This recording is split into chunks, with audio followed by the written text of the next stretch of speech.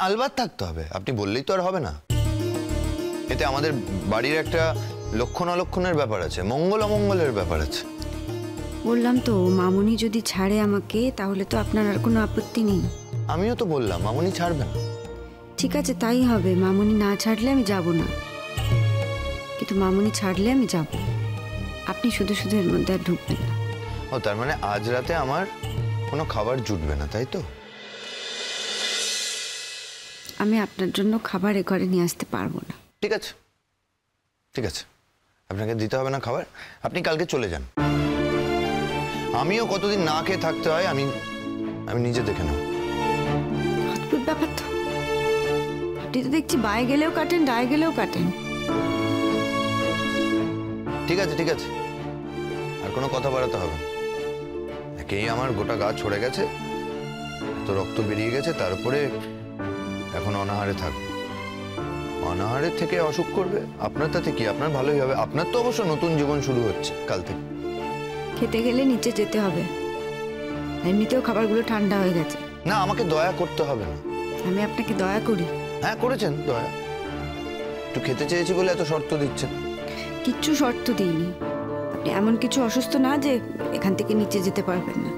আচ্ছা না হয় তাই যাব। কালকে যাবেন না তো?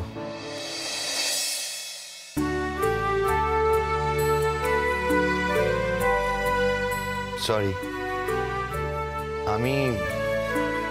আমি তখন কথাগুলো মন থেকে বলিনি। আমার রাগ হয়ে গেলে তো আমি অনেক কথাই বলে ফেলি, সব কথা ধরলে হয় নাকি? ওই কথাটা অনেক কথার মধ্যে পড়ে না সমুদ্রবাবু। আমি অত্রির মাথা খাচ্ছি, এই এত বড় কথাটা আপনি বলেছেন। না তাহলে তখন আপনাদের আলোচনাটাই আপনি আমায় ডাকলেন না কেন? আমাকে তো বলতে পারতেন যে আপনারা সিনেমা দেখতে চান, আমি তো 3টে টিকিট কেটে দিতে পারতাম না? খালি নিজেরটাই দেখলেন, আর আমার যে কেন রাগ হয়েছে সেটা বুঝলেন। কেন রাগ হয়েছে আপনার?